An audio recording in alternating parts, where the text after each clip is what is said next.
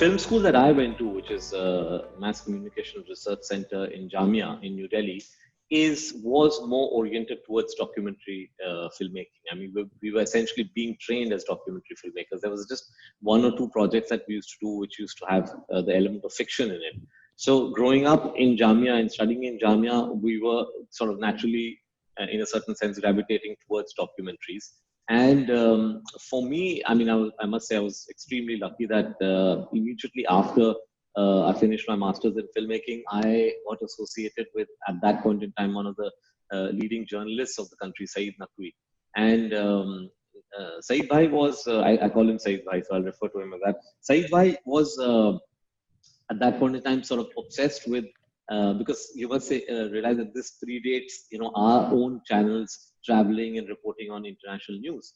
So at that point in time, the early 90s, international news would come to us only through BBC and CNN. And Saeed Bhai always felt that that's not the way we should be consuming international news, because there's a certain South Asian Indian perspective to all current affairs, and he was obsessed about reporting about international news from that context. So I was really young, and I was fresh out of film school, and I had been trained in cinematography. So I said, I can shoot, I can edit, and I'll do the research. And it was a dream project because and those are my formative years. I spent about 4 to 5 years working with Saeed Bhai, and in those 5 years, we must have done 60, 70 countries around the world. And at that age, to get that kind of experience where not only are you traveling to new countries every week, every month, you're also really doing in-depth research about them. So it's not the way a tourist would visit those countries. You really get under the skin of that country and the people and the issues that are facing it. So I guess from there, it was a natural step towards doing documentaries. And documentaries like The Forgotten Army were some of my first documentaries, which ultimately went on to become a web series also. And that's how it sort of went on till I finally took the step towards the silver screen in Bombay.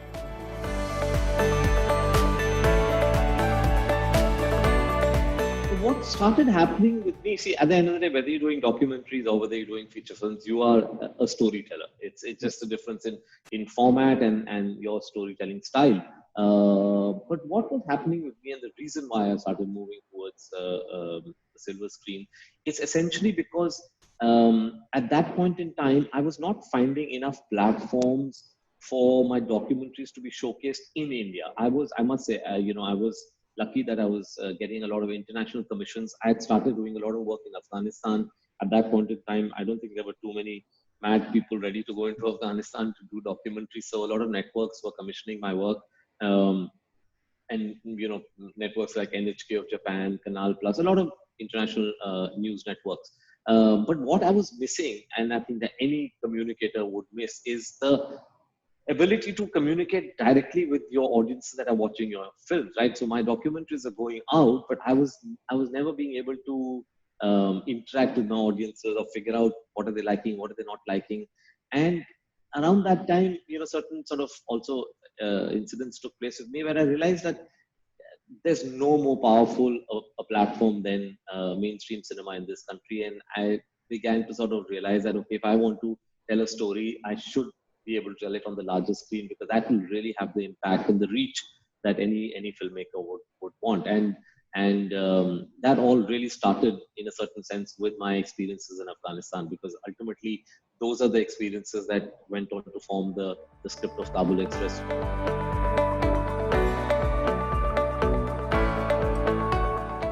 One is, of course, just the sheer landing in Afghanistan. So this is immediately after 9/11 in 2001, and since I'd already done one one documentary in Afghanistan some time back, I decided, okay, this is a good time to go in. So me and my friend Rajan, we decided to go to Afghanistan, and the aim was to make a film of a documentary on a country coming out of the shadows of the Taliban rule. 6 years of Taliban rule. Unlike most international news people and documentary filmmakers, we could not go via the Peshawar route. which is the easiest. You land in Pakistan and you drive through. But being Indians, there was no way we would get visas for that. So we overflew Afghanistan. We went to Uzbekistan, drove to Tajikistan, and from Dushanbe, which is the capital of Tajikistan, we were trying to enter through the northern border of Afghanistan. But it was easier said than done because it was winter. It was November. It had already started snowing, and we tried driving across, and there were landslides and avalanches that stopped the road travel. There were, I remember, we wanted to say if we could do some crossings of the rivers, and they said no, at this point in time it's impossible to cross the rivers and go across. We wanted to go in a chopper, and 2 days before that particular chopper was going to take us into Afghanistan, it crashed. So for 14 days we were struggling with how do we get into Afghanistan. And Saeed Bhai had also joined me, though I was not working with him anymore. He had joined us in Afghanistan, in Dushanbe, and he was also trying to go in. And I remember on the 14th day, he said, he used to call me Khan Saab. He said, Khan Saab, ye hone nahi wala hai. Abhi वापस चलते हैं हम लोग Delhi. So I said, नहीं Saeed Bhai, एक और बार try करते हैं. He said, अरे listen to my experience. I'm telling you, you won't manage. That day, Rajan and I reached the Air Force base, and we saw these big Russian choppers. I forget the name, but it was the largest chopper at that point in right. And they were being loaded with medicines and relief supplies for Afghanistan. And at that point in time, the Russian economy was a little down and out, and we could use tricks that we use back home in India. So we took the Russian pilot to the side and basically bribed him.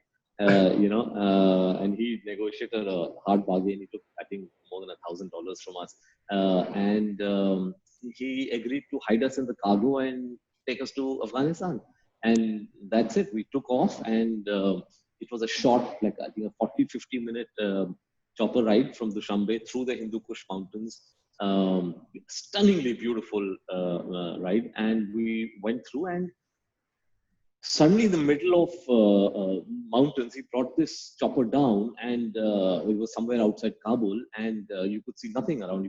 You're surrounded by snow-clad mountains, and he said, jump. And we were like, what do you mean jump? You've taken a lot of money from us. The least you can do is put us down. He said, no.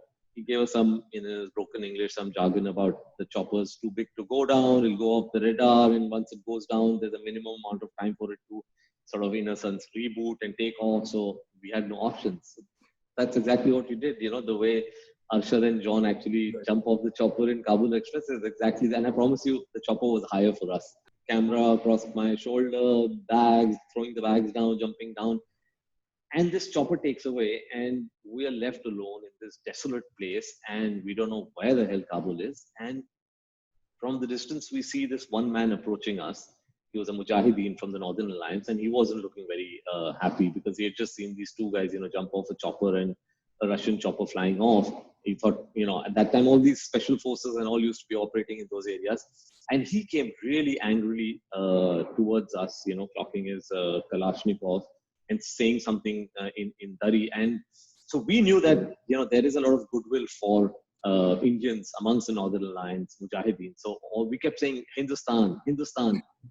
And when he understood what we were saying, he suddenly stopped and he smiled. And he was this big, imposing looking man, 6 feet 3-4 inches, really broad, with a flowing beard. And he smiled, and suddenly he started singing a song, the old Hindi song, Mere Sapno Ki Rani Ka Vaogi.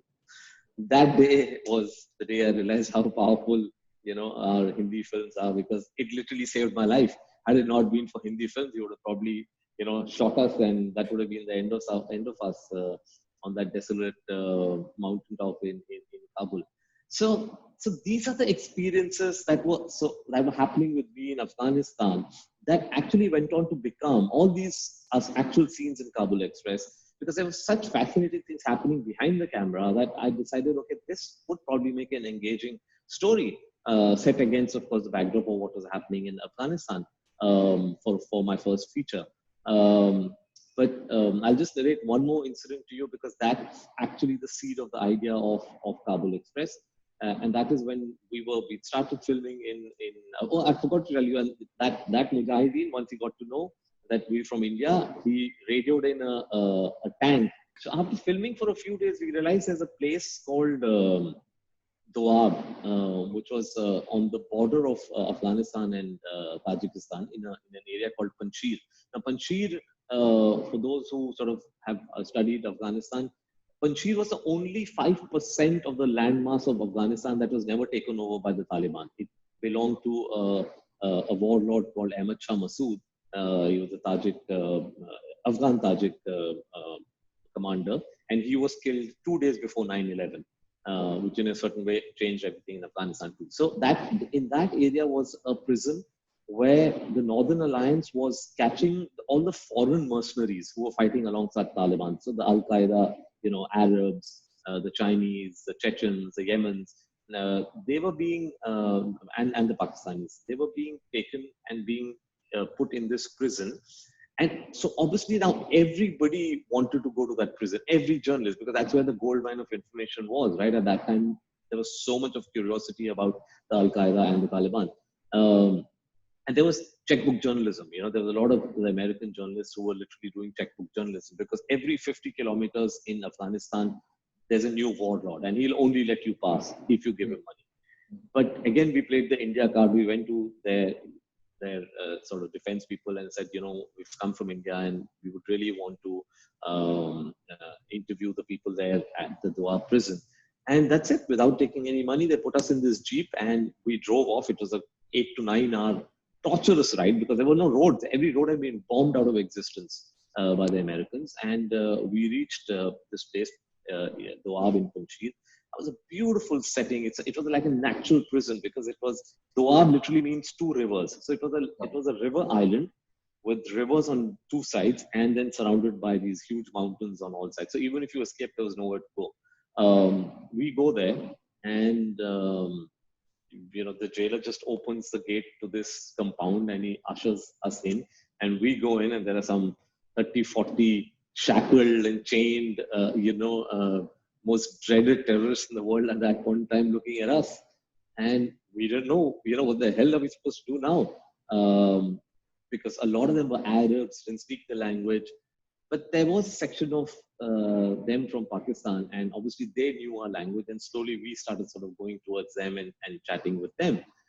And then subsequently, we ended up spending 2 days in that prison, sleeping in those cells and having food cooked by them. And there was this one person from Pakistan called Khalid, who was sort of their ideologue. He would come on camera and he would explain everything. And there was something very strange about it that every time the camera came on, he would become this very loyal soldier of Taliban and support whatever the policies they were following over there. But the moment you would switch off the camera, he would say, "Pagal the sale." So I could never capture, and so I modeled the character in Kabul Express on him. I was trying to figure out like why would he not say this on camera, but I think that was his training. Anyway, after 2 days when we were leaving, Khalid came running after me and he said, "Kya main ek phone kar sakta hu?" We were carrying these satellite phones, which was the only means of communication in those days in Afghanistan.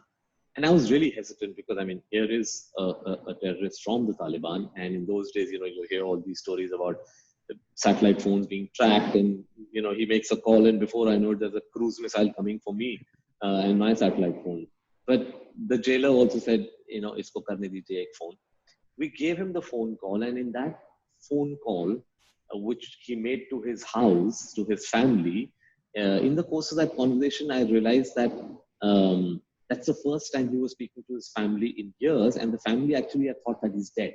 And this phone call made them realize that he's alive. And then he called for his daughter. Really don't know how old she was, but he called for his daughter. And I saw at the moment the doctor came onto the phone, I saw this man like literally sort of crumble, into a sobbing father. And that's the moment, that I realized, you don't need to necessarily agree with people ideologically. I would never agree with Khalid in his ways and the ideologies of Taliban. But behind everybody, there's a human story. And and for a filmmaker, for a storyteller, that's the fascinating part, right? You want to explore that human story, which ultimately makes films. And I've often said that you can have larger than life backdrops, which I like to have in my films, but ultimately the audience is going to connect with your human story, with your characters. Once they connect with your characters, you can take them into any world that you want. And that's the reason why, when I started mainstream cinema, you don't indulge in politics. I did that, and I think they worked because they first sort of got attracted and got attached to the characters, and then followed me into the world that I was taking. So these are the two incidents, in a certain sense, that are very formative and led me towards the making of my first film, Kabul Express.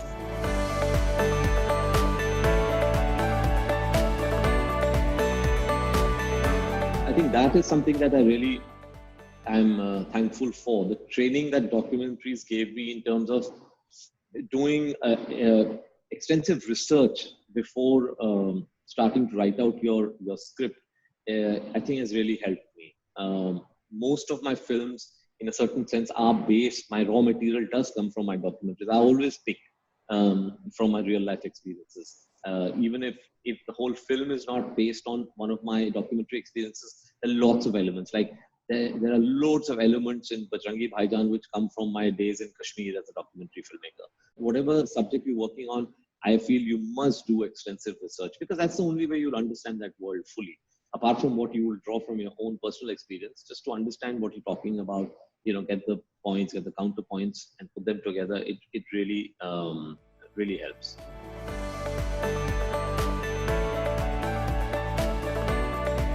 So unfortunately, I never lock my scripts. This guy's script is not going to get locked till the last day of shoot. So having said that, no, of course, there is a draft, and there is a so-called end of the writing period where I've reached a stage where I say, okay, now I'm happy with my script. And I tend to write my scripts in a over descriptive way, because I don't like sitting for too long in briefing people. So what I do is I put all my thoughts into my scripts. I insist that all my crew members, from the junior most person to the senior most person, reads the script. I feel like everything that I'm trying to say is there on paper, and they should be able to understand. So, of course, that becomes the Bible with which we go in. But I think, you have to react to where you are. You have to react to your locations. I hate shooting on sets. So when I go on to real locations, there's no way I'm not going to react to a certain kind of light or a certain kind of setting that I find. So that little tweaking will always continue in my script. The broad storyline will obviously remain, locked, but there'll be a lot of improvisation that will happen on the scene. Sometimes, you do a reading with 2 or 3 actors, and they bring their perspective, and suddenly, as a filmmaker, you realize, hey, that's a fresh one. I hadn't even thought of saying it like this. So you change that at that point in time. That is something which I would always say to filmmakers, who people who are wanting to be filmmakers.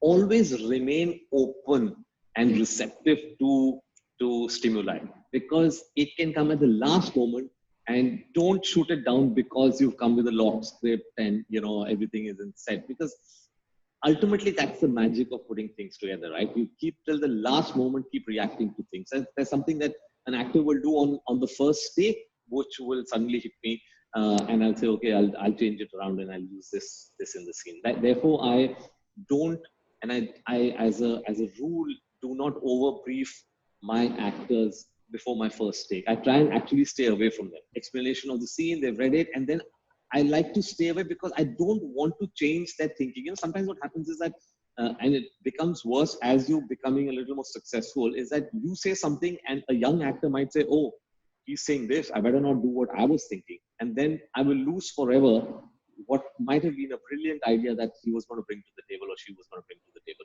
So the first take I like to watch as an audience. I just want to sit and say, okay, let me see what are they doing. And the good actors will always bring something where you'll say, oh my God. I mean, I remember my film with Irfan in New York, where he would always bring something to the scene on the first take, which would completely, I would say, okay, let's change this and go, this is a great approach that you're taking. So that's I think the magic of cinema, right? You have to keep reacting till the last moment.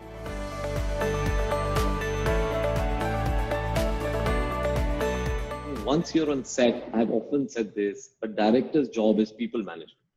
90% of what a director does on set is managing the energies of 100+ people on set.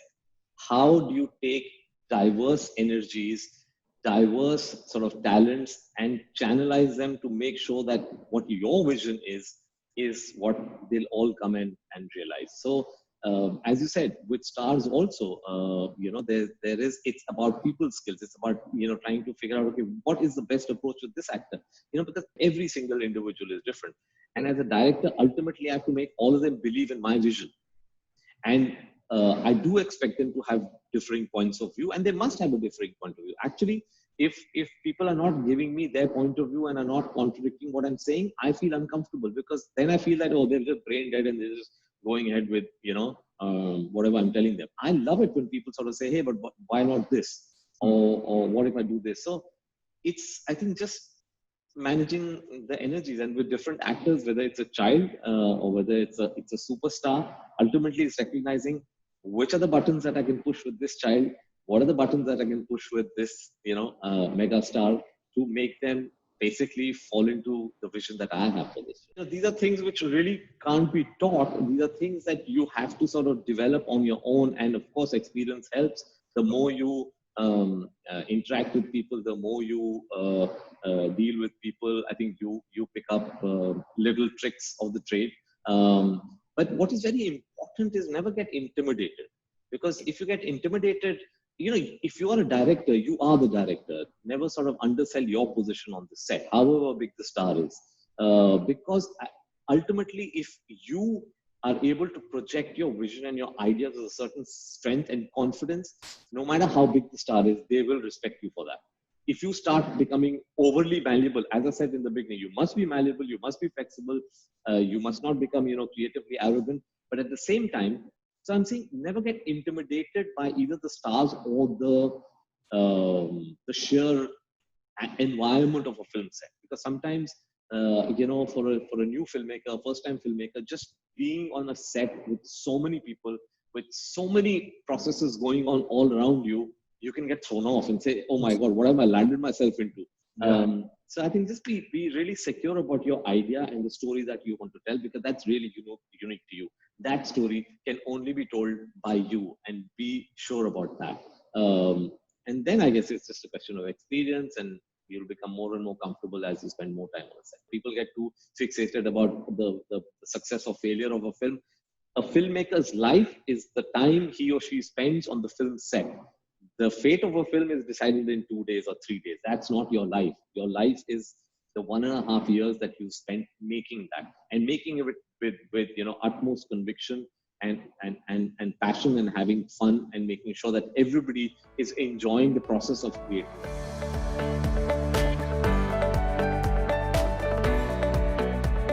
A period film, and especially if it's a true story like 83, like Forgotten Army, is obviously a much more demanding pre-production than, say, a film which is set in contemporary times and is not based on true stories. So an 83 would definitely be an extremely demanding film in terms of research. It took me 2 years. Forgotten Army took me 10 years. That's a different story.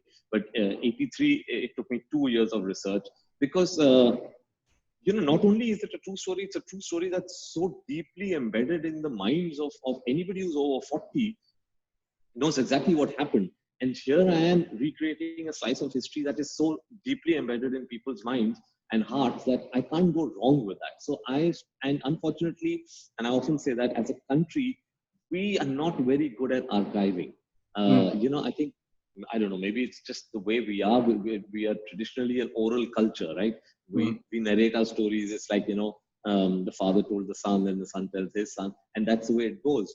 So when I was digging for material for 83, I was really not getting any material. I was speaking to journalists who had, the 6, 7, 8 journalists who had traveled from India to cover 83. They did not even have copies of their own articles. And the publications would not keep archives. So I ended up traveling, I think for 2 years, I was traveling to London every month, because the English are brilliant in archiving. They archive everything. Like they had archived, forget the newspaper articles that were coming, they had archived the ticket stubs of that day, the brochures that were on the seats of that day, And at that point in time, you think, what is this? This is rubbish, right? You just throw it away. But 36 years later, that's pure gold for somebody who's coming in researching, because it's a visual reference. It's, sort of what the tickets look like, what the passes look like.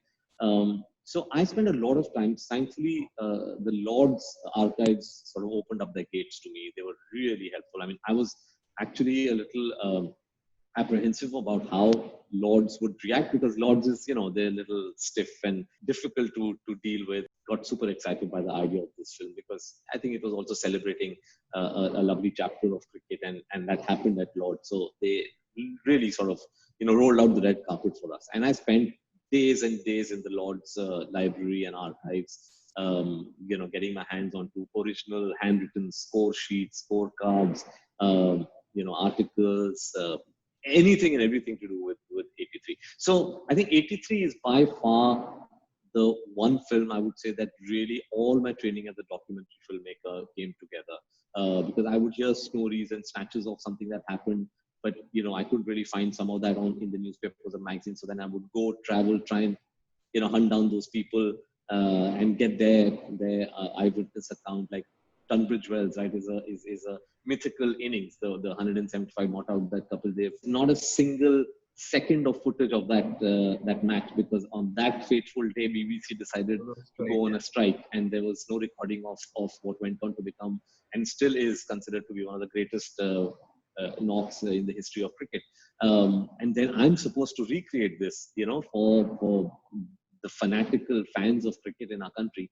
So I went to the Kent County where Tunbridge Wells is, and I went to the clubhouse and I said, can I please, get in touch with people who were present here at Tunbridge Wells on that day and saw that match. And the next day, there were 20 gentlemen who came in, and then I spent a couple of days with them, and they gave me their eyewitness account. Because, I can of course speak to the players. I can of course speak to Kapil Dev of course says that I was in a zone. I don't know what I was doing. I don't even know what happened. I was just so obsessed with just making our team reach 100, because they were when he came in they were 9 for 4, and then with a few minutes they were 17 for 5, and it was a disaster. So he says I don't really remember what was happening, and the other players of course gave me bits and pieces of what they were seeing. But the players will not have a bird's eye view. I want to see, okay, what is the energy in the stands? What is happening outside? How was the word spreading that this man's basically gone mad. He's just hitting the ball like all over the place. He's breaking windows everywhere. He's like smashing the fences. So just to recreate that, also that is what makes the whole process enjoyable. I mean, you've been given this responsibility to make this film on this iconic event. And then the whole process of putting it together becomes so enjoyable.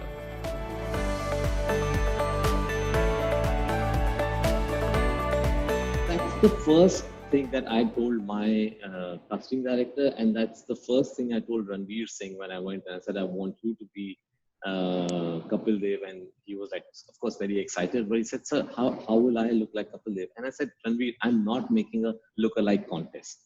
I'm making a film. I want the persona more than the nose and the eyes, right? The nose and the eyes today, I have technology. If I want, I can make you look exactly like Kapil Dev. There's the technologies available to me. I can go into prosthetics. I can go into VFX. I can make you look exactly like Kapil Dev. I don't want to. I want Ranveer Singh to play Kapil Dev, and I want your performance to be at the level that within 5 minutes of entering the film, people forget that you're Ranveer Singh and they believe that you're Kapil Dev, right? And that's the way, right? I mean, till date, when somebody says Gandhi to me, I think I still visualize, the actor Ben Kingsley. The real Gandhiji looks like. I only know Ben Kingsley because that film had such a deep impact on me. So that was what my brief to my casting director was also. I said, don't get, of course, the closer we can get it, nice, great, but that should not be the deciding factor. Don't get stuck on, Balwinder Singh Sandhu was 6 feet, and if Amy Virk is 5'10", does it work, does it not work? I said, it's not about that. It's about capturing the persona.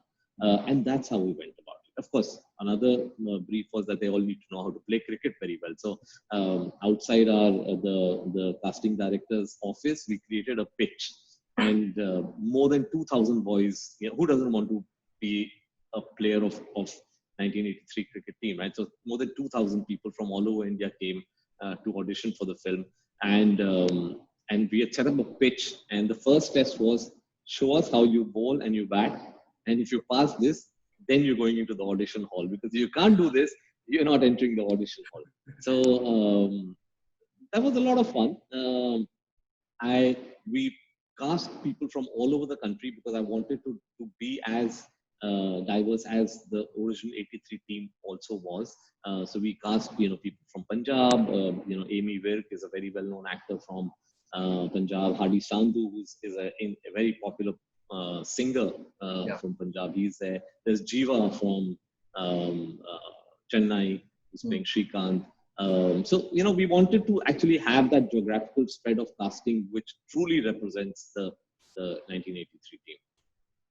And I'm glad to say that we got a fantastic bunch of boys, because the energy they put to, because again, it was about, people say 83 is about cricket. 83 is not about cricket. 83 is about an underdog story and how they literally pulled each other up and went on to win the highest honor for themselves. So that spirit is something that we really needed to create amongst the boys who were representing these legends. And I must say that is, once we got that, even before filming, I knew that half the battle is done, because we just took them. I took them away to the mountains in Dharamshala, which is one of the highest cricket stadiums in the world, and we set up a boot camp for 2 weeks over there. We lived like a cricket team. We would get up at 5 in the morning. We would drive to the cricket stadium, play cricket for 3-4 hours, come back, spend time together, have lunch, again go back, spend another 2-3 hours training. And I think at the end of those 14 days, everything fell into place. Ranveer Singh became the captain of that team. Everybody else took the position and the mantle of the players that they were in.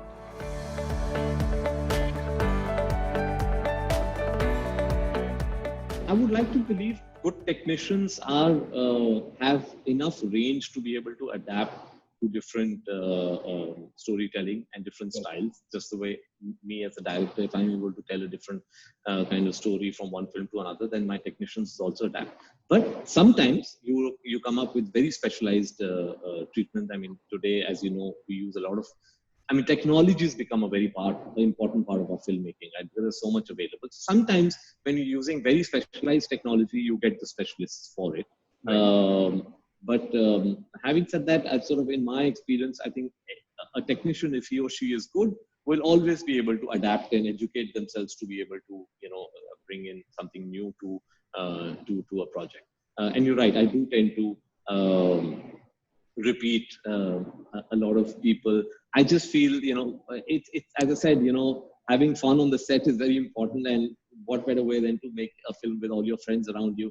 So I always will give that person the first right of refusal. Like if I'm doing a film and I think that he or she is suitable for the film, I'll always go and say that I'm doing this. Would you like to be a part of it? If they are not available for whatever reason, then we'll move on and get somebody else. But otherwise, I've sort of been lucky enough to have actually a lot of them are my school friends. So we not only go back films, we go back way back in life.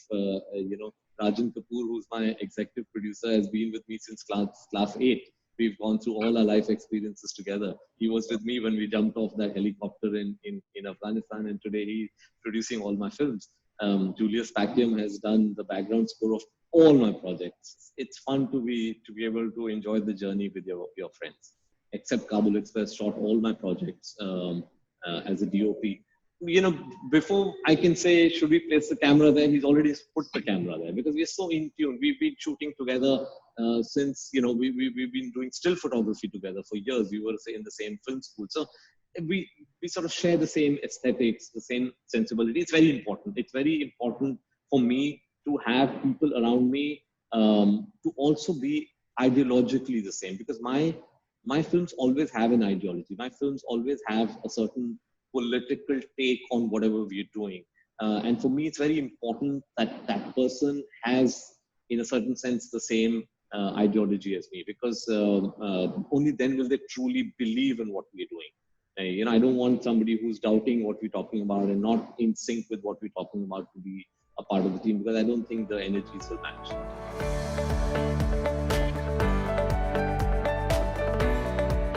It's each to his own, and I can only talk about what I personally feel. I believe that you can never be not aware socially. I don't believe in the term called apolitical. I hear sometimes a lot of youngsters saying, "I'm so apolitical." There is nothing called apolitical, because every single decision that you will take in life is political. And when we say politics, people tend to understand it in a very narrow sense of pertaining to political parties and who do you vote for. No, that's not what politics is about. Every single decision you take in life, it reflects your views on what's happening around you. It reflects on how you perceive your gender politics, for example, will determine how you frame the actress in your film, or what you will make that actress do, or the lines that you will mouth. The way we react to, if we're crossing the road and if we're reacting to potholes on the road, and if we are lamenting the fact that there are potholes, that's a political statement. So at every stage, everything that you do is political. So please, I don't think anybody should say we are apolitical. Nothing can do. This cup is apolitical because it doesn't think. Any thinking individual will have politics in them regarding the various issues around it. And I think it's very important for a filmmaker, as I said, again, this is my personal views, but I feel strongly about it.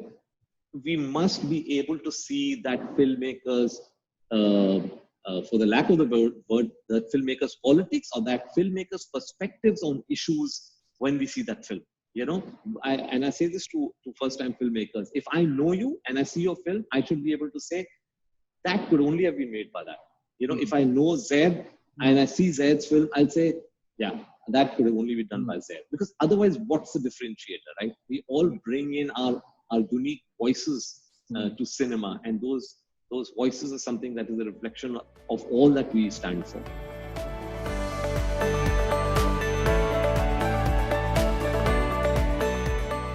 VFX for sure has become a very important part of film technology. I think it's really liberating filmmakers. We don't have to be restricted by how will I achieve this? If I have to show something, where will I shoot this?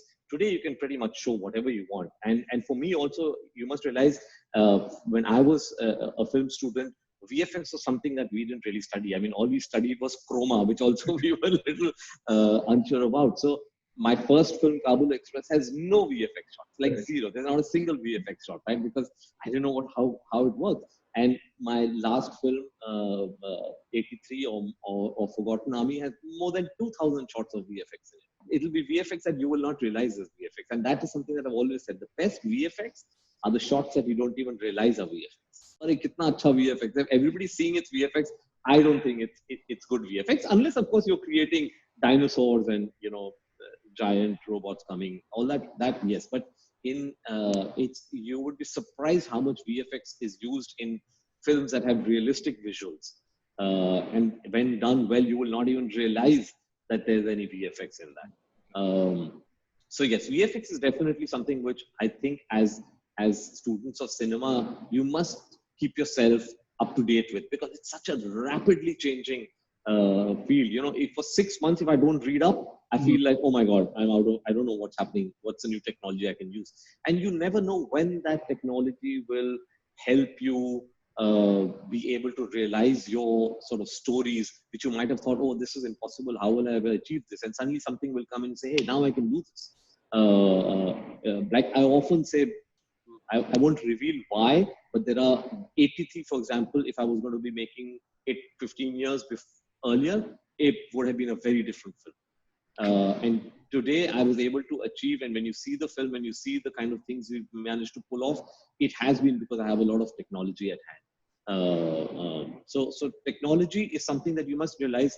You don't get obsessed with it, because there are a lot of people I see, they get obsessed with just the technology. See, ultimately, your biggest strength has to be storytelling, and everything else and the technology are just your tools, but it is a technical medium. So the more in touch that you will be with technology, the more that you will educate yourself about technology, the more it will liberate you as a storyteller and allow you to capture your vision more effectively. If you know, a lot of people come to me and say, oh, you were a cinematographer, therefore you know about the lenses and all, but we are not a cinematographer, so can we not? I said, yeah, if you don't want to, of course, leave it to your DOP. And with the discussion, you explain what kind of shot you want, they'll decide. But if you do know your lenses, you will always be able to explain it better. You will always be able to, because sometimes somebody might say, no, this is not possible. But if you know your lensing, you know it's possible. It can be done. So it is a technical medium. unlike sort of other formats of storytelling. So the more you keep yourself in touch with technology, the more it will help you. And do not only restrict yourself to what you're studying in film schools. Schools cannot compress everything. There's a huge, big world out over there. Update yourself. And today there's internet. Just read the latest articles coming from various film industries all over the world on films and the way they're using technology and techniques.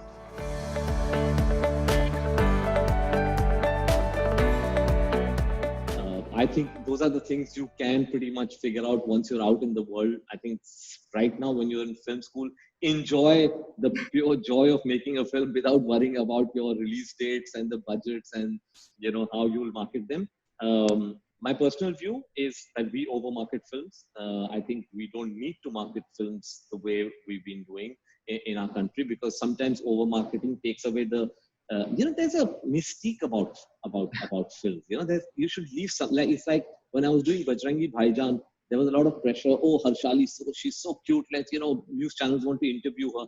I said, I'm not going to let this girl in front of any news camera till the day the film releases. After the film releases, that's her life, and she can go on and do whatever she wants. Because imagine you're building this huge sort of story about this girl who cannot speak. Right? You're building a whole enigma about her, and then suddenly 10 days before the film release, she's yapping away. She's a 6-year-old on every news channel. It's destroyed the enigma you've tried to create in your film. It's destroyed the whole aura around her. So we have to be very careful. I think over marketing, in a certain sense, what do you need to do? You need to intrigue an audience, and you need to let them know the date on which your film is releasing. That's all you need to do. You don't need to keep hammering people. And unfortunately, nobody's done really scientific study to explain to me that, hey, Lee, see, we did 100 days of marketing, and therefore our collections are 50 crores more than you who did 50. It doesn't work like that. I have seen films that have been marketed for 10 days and have gone on to, be super successful at box office. And I've seen films that have been marketed for more days than they were shot and not, delivered at the box office. My wife, Minnie, would have loved to answer, because that's all she says is, why don't you ever turn off? But she's also from a creative field, so she knows. I don't think creative people can turn that switch off. In fact, when you are probably resting and at a holiday and totally relaxed is where maybe some of your best ideas will come. Because at the end of the day, a nice relaxed mind is more fertile for new ideas. So there's no switching off as far as the creative process is concerned. But yes, a large part of filmmaking, which is what sometimes people don't realize, is about logistics. That is something that you don't have to, bring home and get obsessed about. For that, you must have office hours. But the creative process of storytelling never stops. There are times when I've woken up in the middle of the night and I've written down something because I'm afraid that I might not remember it the next day. So that doesn't happen. In the context of the lockdown, yes, for me, we were 20 days away from releasing our film. So about 25 days away. So for us, it was literally like hitting the wall sprinting, because it was the busiest period of putting the film together. The last minute, we were working 16 hours a day, and then suddenly, boom, zero. So the first 20 days, I think I was just lying in bed, staring at the ceiling, thinking that in 21 days, everything will reopen and I'll jump back and then release the film. That didn't happen. But I personally have not tried to be overproductive in this lockdown. I know a lot of people have taken a lot of stress about, we have to be productive, we have to use this time. I said, no, lockdown means lockdown. It's lockdown for me also. Let me enjoy it. For me, also what has happened personally is the last 3 years have been incredibly hectic. I did Forgotten Army and 83, two of my most ambitious projects, logistics-wise, back to back. So I've actually had no rest in the last 3 years. So in that sense, it was a welcome break. Of course, it's gone on for way longer than we would have liked it to.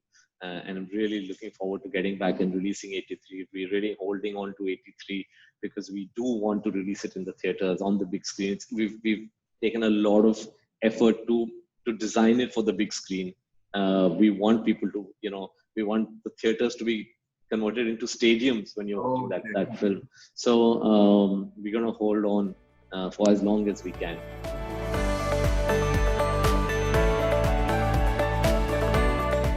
there are some stories, and you get stories once in a while, which are truly meant for the big screen. There is something about, yes, of course, OTT platforms will bring the films. Ultimately, they will all come on OTT. It's not like after that they won't. Yeah, yeah. But I am a true believer in community watching.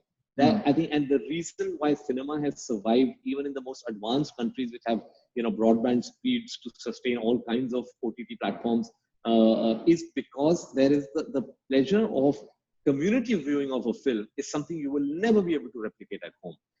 Why is Korea, which has the world's fastest broadband speeds, also per capita the highest theatrical watching audience in the world? Simply because you can never replace that. A film like 83, you have to watch it with another 300-400 people screaming and shouting and cheering as you watch it.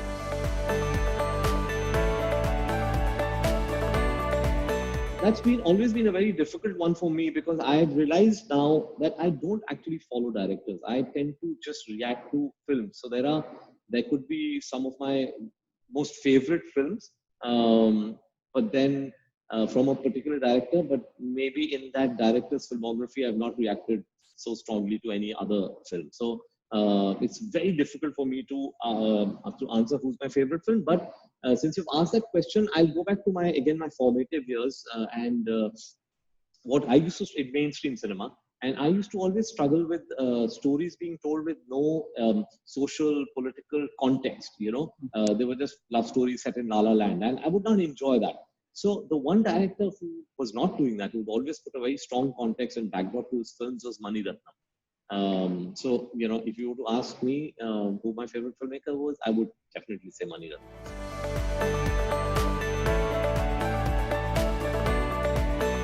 All I can say is to the person who's asking that question, that will be your unique individual journey, which unfortunately nobody will be able to help you with. That was my struggle. In retrospect, it was not a very long struggle. It took me about a year to get, and at that point in time, a film, like Kabul Express. Today, a Kabul Express kind of a script would get battled very easily, but 15 years ago, 17 years ago, it wasn't easy.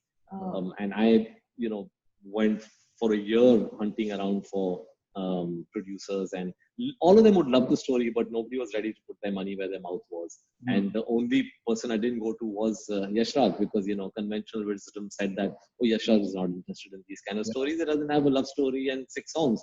How are you going to sell it to Yash Raj? And unknown to me, somebody had sent it to Adi Chopra, who at that point in time was looking for films outside of his comfort zone. And one day I got this call from Yash Raj Films saying that, we're talking from Yash Raj Studios and Aditya Chopra would like to meet you. And I went on that date and time to Yash Raj Studios, half expecting Cyrus Bocha to jump out of the bush with a camera and say Bakra, but he wasn't there. I went in, and I can never forget that those moments where I walked up the stairs. This is the old Yash Raj Studios, and opened the first floor door, and Aditya Chopra was standing there, with his reading glasses, and he was cleaning them. And he said, "Hi, Kabir," and he says, "I read your script. I love it. When can we start filming?" Wow. That's it. That's how my sort of filming career began. And then, of course, I went on to spend 6 more years with Adi in Yash Raj.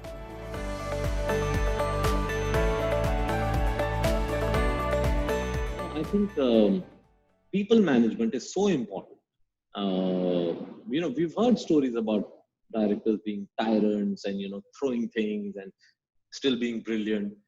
I'm not able to identify myself with that. I think it's patience. I think it's it's anybody who has been on a film set knows that patience is a great virtue to have on a film. I've seen so many star-struck people who are from outside the industry come, हमें shooting देखनी है, हमें shooting देखनी है, and after 3 hours they're saying, हमें नहीं देखनी shooting, हम picture देखेंगे, because the same thing goes on and on. So I think patience, and the other thing that I said earlier was the ability to be open to 100 suggestions, but yet have the what should I say, the strength to still be able to go on with what you truly believe in, in the face of all those 100 suggestions. I think that's very important because, as I said, that story is yours. It's a unique voice that's coming from within you. You are the only person that you know inherently. You don't know anybody else. So never try and make a film for anybody else because you don't know that person. You know yourself. And I think any filmmaker ultimately makes a film that he or she would like to watch as an audience. So I think that is something which I must say that is a very, very important element that every filmmaker should have. Be open creatively, but have the strength and conviction in your ideas.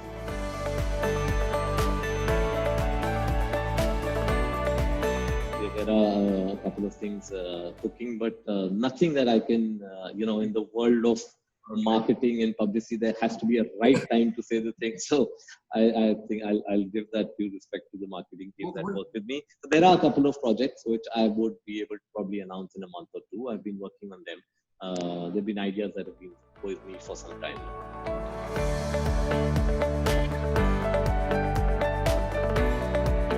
I fool myself all the time saying, "Nahi, of course, I'm, ultimately, I am a documentary filmmaker. I will." So I have not myself been able to do documentaries ever since I sort of started Kabul Express. But I have been able to be involved in other people's documentaries and help them set it up or be able to, in some way see that they are taken to the right platforms. I still find it an extremely exciting format. I love watching them. And hopefully maybe one day I will sort of leave the crew of 150 behind me, just grab a camera and go and make it. And today you can do it as a one-man crew. In the days when I was shooting, we still needed at least one more person to carry those heavy tripods and stuff. Today it's just your phone, you can make a film. There's no barrier to be able to showing it, right? When I was making documentaries, you still needed a platform. Today, you just release it online, digitally. And if it's good, it'll find viewers. And it's been so many stories of, people just making something, putting it out there, and it gathers steam on its own. And before you know it, one thing leads to another, and you get selected for festivals, platforms pick you up. So of course, it's much better because that great technology platform barrier has disappeared. Today, as I said, I'm not joking when I say that you can make a film on your phone. And all you need to do is release it digitally and people will start watching it.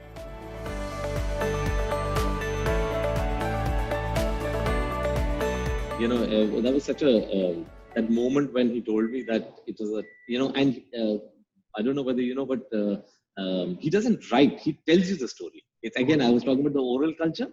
So when he said, he came to me and so he reached out to me and he said, "There's a story that I want to tell you, and I feel that you'll be the best person." And I'm saying, "This is Rajamouli's father telling me this." I said, "Why would you not give this to Rajamouli?" And he said, "No, when you realize it, when you hear it, you'll realize it has to be made by you. It has to be a Hindi film." So I said, "Okay, sure." And then he came to me and he gave me like a 2-minute narration, and that was the basic sort of story idea was in his mind. And what hit me at that point in time was, I said, this is such a simple story. It is literally a 2-line story that you tell somebody. It is so in my space, and why didn't I think of this? And because when he told me this, I don't think in any other film was I able to visualize the film in the 2 to 3 minutes that the person was telling. It was literally like the film had formed itself in my mind. I was so sure. I've never been surer of an idea that's been told to me than when he told me this. So I said, "So absolutely." I said, "Can you give me, have you written this out?" So he said, "No, I've not written. It's all here." So then I came with my camera to Hyderabad and I said, "Sir, you sit down in this chair.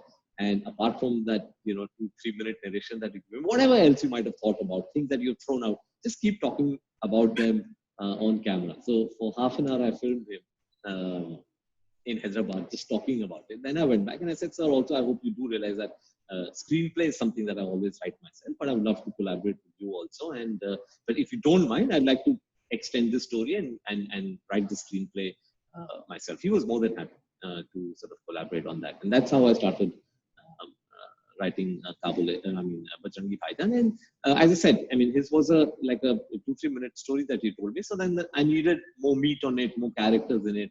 And then I started looking, as I said, I always draw from my documentary experiences, people I've met. So every single character in all my films, the names are always drawn from people I know.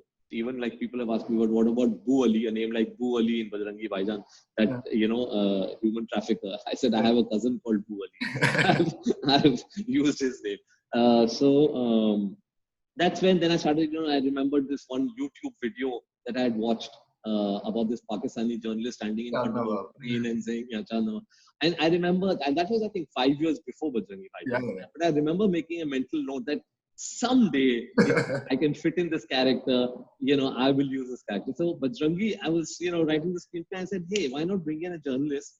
And I said, okay, so Chand Nawab, he enters my film with that, and now what's his life after that? And that's how it happened. When I told Mr. Vijayendra Prasad, he had not seen that video. So then I opened YouTube. He had come to my office in Bombay, and I said, "So this is a character I'm creating. Just have a look at this." And he literally fell off his chair laughing when he saw that Chand Nawab video. He said, "It's a great idea. Let's go ahead."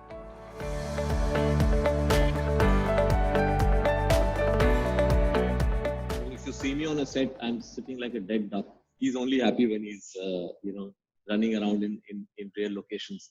And I've always felt, for me, one, I love travel. I've traveled extensively. I've traveled to close to 90 countries by now, on work, on holiday. So for me, my locations are actually like characters. I like to use them as characters in my film. I like to believe that Kabul Express, the story can only be told in Kabul. You cannot take the story out of Kabul. New York will only stand in New York. I cannot set the story of New York in London and say so. So I like to believe that the locations become a character in my film. And yes, I like to build and do a lot of production design around real places. Entire houses I've built in areas where there were no houses. They blend in and they look like these houses were actually there, but they were not there. We built them to sort of get this feeling. So usually what people do is build a house on a set, and in the background, on green screen, bring the mountain. I do the reverse. I go to the mountain and build the house in front of the mountain. So I enjoy that, and that's what works for me. So yeah, locations has always been a very, very important element for me, and I spend a lot of time in choosing the right locations. Whether it was for a film like Ekta Tiger, which was shot in 7 different cities across the world. I spent months traveling to Cuba, and of course, the joke in Yashraj used to be that Kabir को जहाँ जाना होता है वो अपने script में लिख देता है और चले जाता है. So Cuba has always been a childhood fascination for me, and I'm so happy I was able to shoot parts of Ekta Tiger in Cuba. So so locations has always been an extremely important part of my story.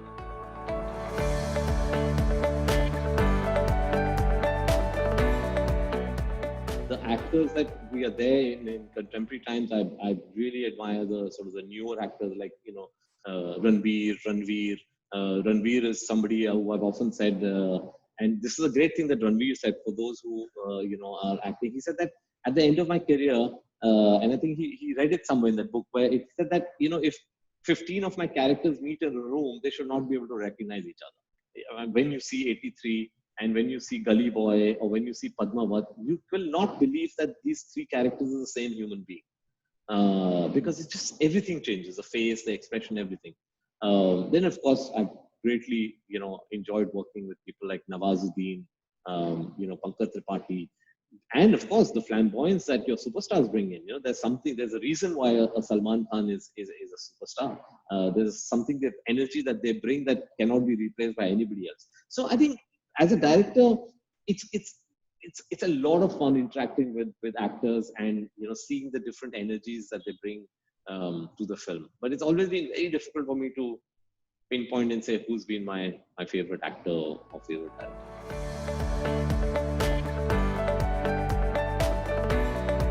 For me, the same amount of passion and hard work goes into all my films. Of course, your first film will always remain your first film, because I truly believe that the passion that a filmmaker will bring to his or her first project is something which is incomparable. After that, there's always a struggle to retain that passion. And I think the directors who are able to really last for very long are those who have been able to retain as much of that passion as they can till the end. And those who lose it fast are the ones who go down fast. So I think that for the first film will always be special.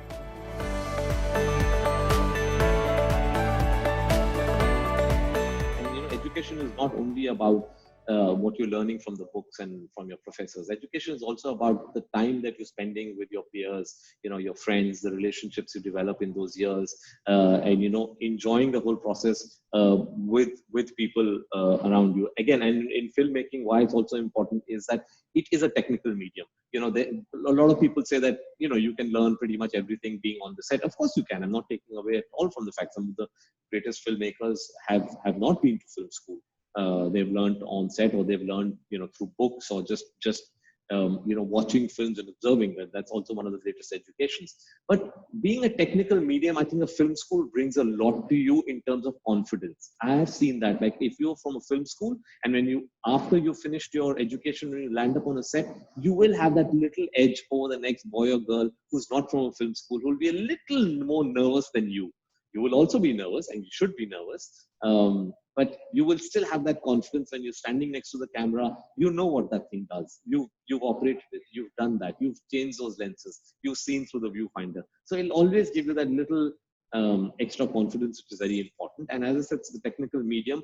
Your film school is only the beginning of your education. You will have to keep going throughout your career and keep yourself updated with what is happening, not only in terms of technology, but the different ways of storytelling. So it's, but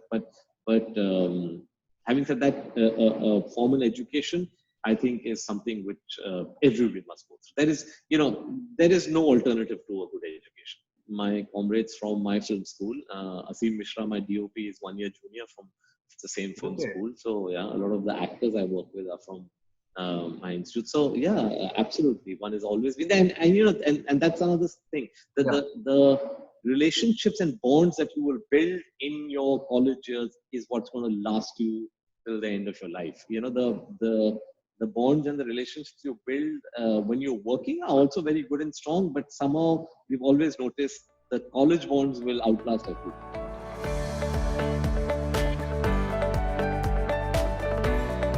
Don't put me in that situation, makes me sound very pompous. No, I think, as I said, just at the cost of repeating myself, I think it's very important to keep the passion going. Keep basically the child in you alive. This is something that Om Puri had told me, and that is something, I worked with him extensively, and he's somebody who I used to observe. I said, and I asked him also, Omji, how can you bring so much of joy and passion to every film? He's done hundreds, but he said that's the key. Keep the child alive in you. Don't let the child ever leave, because that's what's going to make you sort of always approach every project with that childlike curiosity and that passion. So I think that's the most important thing, and always strive to sort of maintain your unique voice. Don't get lost in the noise. Don't get swayed by, oh, this works, so therefore I should do that. Try and always do it with your unique voice. It's very important. Like, we see great artists who are painters, we see their signature, or even if we don't see their signature, we can see the strokes and say, oh, this is so-and-so, this is so-and-so. People should be able to see your film 30, 40 years from now and say, hey, that's him or her.